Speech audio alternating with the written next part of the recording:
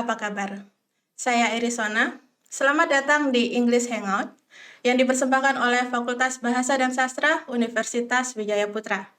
Ini adalah episode pertama English Hangout. Pada episode kali ini saya berkesempatan mengobrol dengan Ketua Program Studi Sastra Inggris dari Fakultas Bahasa dan Sastra, Ibu Yulis Setiawati atau yang biasa dipanggil Mem Yulis oleh para mahasiswanya, termasuk saya. Halo Mem Yulis, apa kabar? Halo Eris, alhamdulillah baik. Ya, terima kasih waktunya Mem Yulis. Kita mau ngobrol-ngobrol santai aja nih Mem, Oke. tentang mitos-mitos, terutama yang negatif tentang jurusan sastra Inggris. Oke. Karena memang tidak bisa dipungkiri ya Mem, jurusan sastra Inggris ini merupakan salah satu jurusan yang sering dianggap remeh. Jadi banyak masyarakat yang tidak mengetahui detail apa saja yang diajarkan di kampus, menganggap jurusan ini tuh buang-buang waktu, buang-buang uang, mending les bahasa Inggris, lebih murah, lebih singkat juga waktunya. Itu untuk kaum mending-mending biasanya Mem. Jadi bagaimana pendapat Mem Yulis tentang asumsi seperti ini? Memang itu memang terjadi di masyarakat ya. Memang kita harus memberikan apa istilahnya pendidikan kepada masyarakat. Sebenarnya kalau untuk capaian pembelajarannya dari LBB ya, mereka kan belajarnya hanya tertumpu pada mengasah keterampilan berbicara atau menulis atau kosakata. Tetapi kalau di S1 Sastra Inggris, kita lebih menekankan kepada pengembangan ilmu bahasa Inggrisnya. Nanti bisa disinkronkan atau mungkin didampingi dengan ilmu salah satunya manajemen usaha, ada mata kuliah yang mendukung itu juga. Dan juga kami juga memberikan mereka pengalaman untuk mengeksplor bahasa pada tatanan yang taraf yang paling tinggi. Misalkan mereka dikasih kesempatan untuk bermagang misalkan, ataupun nanti kita juga memberikan kesempatan mereka untuk belajar yang lebih daripada LBB, ada mata kuliah terjemahan, interpreting seperti itu. Oh, lebih-lebih ya Mem. Jadi Iya. memang kuliah jurusan sastra Inggris nggak cuman belajar bahasa Inggris aja, Mem. Banyak Betul. ilmu yang diberikan, terutama untuk persiapan dunia kerja seperti itu, Mem. Betul sekali. Karena memang ya ada harga, ada rupa, ada harga seperti itu, Iya. Mem. Iya, jadi membahas dunia kerja nih, Mem. Kita kembali ke mitos yang kedua. Mitos yang kedua ini katanya lulusan jurusan sastra Inggris itu ujung-ujungnya jadi guru les bahasa Inggris saja, Mem. Bukan berarti guru les itu buruk ya, Mem. Tapi kalau semua lulusan jadi guru les bahasa Inggris, nanti banyak gurunya daripada muridnya. Iya, betul. Iya, jadi apakah benar seperti itu, Mem? Kalau itu kondisi kami di alumni Fakultas Bahasa dan Sastra, terutama prodi Sastra Inggris, saya rasa yang jadi guru itu hanya berapa persen, tidak sampai 20%. Kebanyakan alumni dari Sastra Inggris itu lebih banyak sebagai pekerja kreatif. Oh, Ya, apa itu, Mem? seperti bergerak di bidang edupreneur, jadi mereka mengembangkan sistem pembelajaran yang ada di LBB, atau mungkin bisa menjadi interpreting, atau mungkin mereka bekerja di dunia travel, tourism resort, atau penerjemahan. Jadi kalau kami bahkan ada juga yang sekarang ini lagi di entertainment, tidak hanya sebagai penyanyi ya, tapi juga dia sebagai pengelola entertainment juga. Jadi kalau ada amukan seperti itu, saya rasa tidak terjadi di program studi kami. Iya, benar. Memang banyak sekali ya, Mem. Karena memang seperti yang sudah kita ketahui, bahasa Inggris sudah mendominasi seluruh aspek industri, terutama di industri 4.0 saat ini ya, Mem. Betul. Oke, tapi meskipun banyak potensinya, ada sedikit masalah nih, Mem. Kita ke mitos selanjutnya. Ketika lulus kuliah, baca-baca lowongan kerja, banyaknya yang dicari bukan dari jurusan sastra Inggris, banyaknya dari ilmu-ilmu konkret seperti teknik, ekonomi, dan lain-lain. Itu agak bikin hopeless nih, Mem. Jadi itulah mitos kalau lulusan sastra Inggris susah dapat kerja. Itu gimana terus?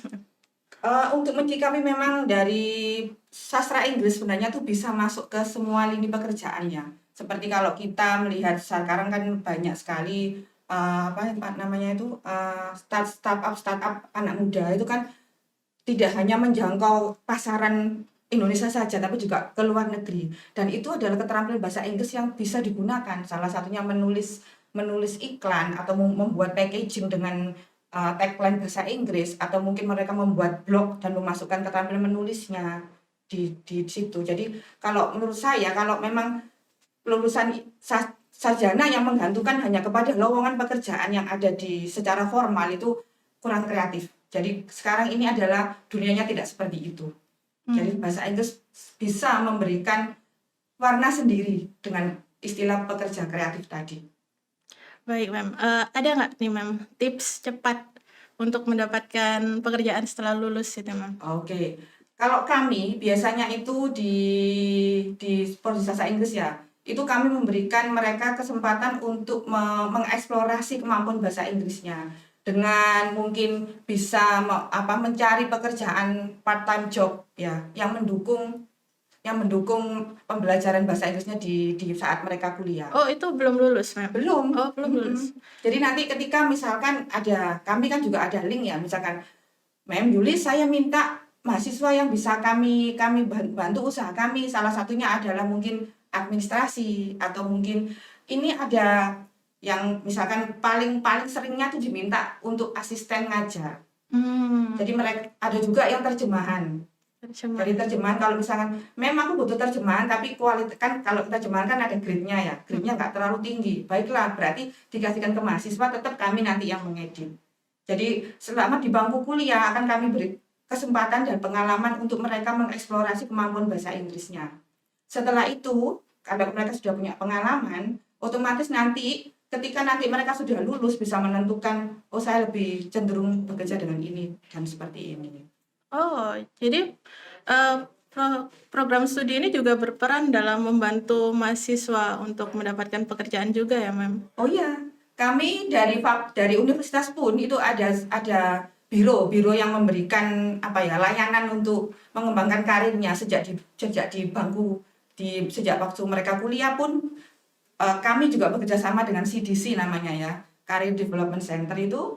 Selain kita juga dari program studi sendiri, karena kita memberikan nilainya kan karakternya kan beda, pekerjaannya yang secara umum maupun yang sesuai dengan sastra Inggris. Dan juga kami ada mata kuliah internship itu magang. Oh, Nanti magang. Jadi sudah magang. Iya, magangnya selama 6 bulan. Misalkan anak itu minatnya di dunia terjemahan, maka akan kami memberikan mahasiswa yang bersangkutan kepada alumni kami, itu banyak yang bekerja, banyak yang punya usaha terjemahan. Jadi mereka magang di situ untuk dipelajari. Kalaupun nanti yang terkait dengan linguistik, dengan penulisan kreatif, konten kreatif, itu nanti bisa disalurkan kepada alumni yang mempunyai usaha e-market ya, e-commerce ya. Jadi bisa menuliskan konten kreatifnya di blognya ataupun yang di websitenya yang punya usaha tadi. Itu yang kami lakukan selama ini. Oh, paham Mem. Jadi memang ini ya, mencari pekerjaan tidak dimulai setelah lulus justru. Betul, Justru kita ya. bisa mengembangkan diri bahkan sebelum lulus. Ini ya, Mem, selain dari program studi, mungkin apakah mahasiswa bisa mencari pekerjaan sebelum lulus kuliah? Kan tadi Mem bilang bantuan dari program studi banyak sekali tuh, Mem. Tapi untuk usaha mandiri, mungkin apakah mahasiswa bisa melakukan usaha mandiri untuk bekerja sebelum lulus kuliah? Kalau dari kami itu memberikan arahannya, apa yang sekarang terjadi di prodi kami itu, ketika mahasiswa mencapai semester 2 ya, itu pun bahkan mereka sudah mempunyai usaha sendiri. Dan banyak dari mahasiswa kami itu sebelum lulus ya, saya ngomongnya ini adalah mereka adalah pelaku dari edupreneur. Edupreneur ini. Oh iya, maaf Mem, memotong sedikit. Jadi seperti istilah baru buat saya. Edupreneur berarti edukasi entrepreneurship? Bukan, jadi mahasiswa diarahkan untuk berwira swasta. Berentrepreneurship dengan dunia pendidikan. Jadi misalkan mengelola LBB atau mungkin memberikan konsultasi kepada pihak yang sudah punya LBB, mendesain kurikulumnya, tidak hanya mengajar loh ya saya ngomongnya. Kalau mengajar kan jelas guru, tapi kalau edupreneur lebih mengarah ke manajemennya. Manajemen. Ya, Wah, diajarkan manajemen juga di jurusan sastra Inggris. Iya, cara mengelola LBB salah satunya itu. Oh. Dan juga mengelola usaha terjemahan itu kan juga termasuk dari edupreneur juga. Ya menarik sekali dan melegakan juga sih Mem, karena ya itu karena banyak yang takut masuk sastra Inggris, takut nggak dapat pekerjaan seperti itu. Nah sekarang kita ke mitos yang terakhir nih Mem. Oke. Mungkin banyak yang tertarik untuk masuk tapi takut karena nggak begitu bisa bahasa Inggris. Jadi sebelum masuk jurusan, apakah harus bisa bahasa Inggris Mem? Oh tentu tidak. Oh. Karena kalau Anda sudah pinter ngapain kuliah, ya kan? Oh iya benar-benar. Jadi untuk yang paling diminta kami ya, yaitu passion untuk belajar untuk bisa berbahasa Inggris. Karena bahasa Inggris itu kan seperti pisau.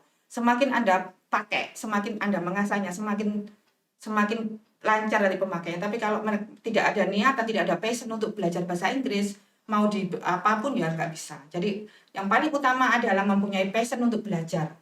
Tidak hanya belajar di bahasa Inggris, tapi untuk semuanya. Baik, Mem. Saya paham sekarang, Mem.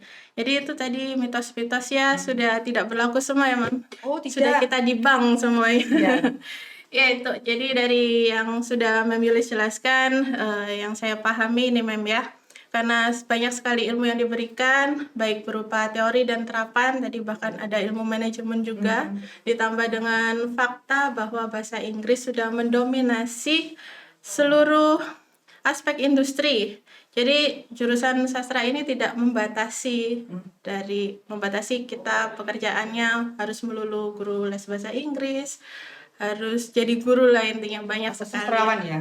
Ya, bisa jadi sastrawan. Boleh ya, penulis itu kan iya. ya ada beberapa alumni yang menjadi penulis buku sama novel itu ada kami. Iya. Dan penerjemah juga. Iya. Apalagi tadi Mem, apakah ini bisa di kedutaan besar gitu Mem? Bisa, ada jadi stafnya kan, soalnya kan kedutaan kan ya memang lebih banyak dibutuhkan kemampuan bahasa Inggrisnya toh. Kedutaan besar. Dan ini yaitu tadi yang Mem sudah bilang tentang pekerja kreatif. Ya, Nah, pekerja kreatif itu apa aja itu Mem? Kalau kami memandangnya pekerja kreatif sini adalah dalam ranah tanda konteks sastra Inggris ya. Salah satunya yang sekarang lagi dunia kita ini kan sekarang dunia yang berbau internet ya, yang 4.0 ini. Banyak sekali ada e-commerce, itu salah satunya butuh seseorang yang bisa menuangkan ide dalam bentuk tulisan, baik dalam bentuk blog maupun iklan, maupun tagline. Itu kan kita bilangnya pekerja kreatif. Jadi kita tidak menunggu lowongan, tapi kita membuat pekerjaan itu. Oh, ini mengingatkan saya dengan ini Mem, situs-situs freelance. Oh ya betul. Iya. Ya tuh mahasiswa pun kadang kalau di kami ya, kalau mereka sudah mempunyai kemampuan yang lebih keterjemahan misalkan, dan mungkin dari pihak kami belum ada job, karena dalam kutip kan job, kita bisa mengarahkan mereka untuk mencari pekerjaan part time job ya, istilahnya mereka bekerja dikerjakan di rumah sambil kuliah. Itu ada di project.co.id. Project.co.id. Satunya Sri Lancer kalau nggak salah ya. Seribu Lancer. Ya, Seribu Lancer itu bisa mendapatkan pekerjaan di sana. Ataupun mungkin dari pihak luar negeri. Oh, ya jadi memang tidak bisa dianggap remeh untuk pekerja kreatif ini. Ya. Memang karena eranya sudah baru, pekerja kreatif pasti sangat dibutuhkan ya Mem. Ya, terima kasih ya Mem. Ini sangat mencerahkan sekali bagi saya dan tentunya bagi teman-teman dari English Hangout yang sedang menonton. Jadi bagi teman-teman yang sedang kuliah di jurusan sastra Inggris, selamat. Anda beruntung karena potensi pekerjaan di Inggris di sastra Inggris ini sangat besar sekali, dan bagi yang masih mencari-cari nih, masih tidak tahu mau kuliah jurusan apa, mungkin sastra Inggris bisa menjadi pilihan. Terima kasih sudah menonton. Yuk gabung menjadi mahasiswa sastra Inggris dengan klik link di bawah. Jangan lupa subscribe, like, dan share channel Fakultas Bahasa dan Sastra UEP. Sampai jumpa di episode selanjutnya.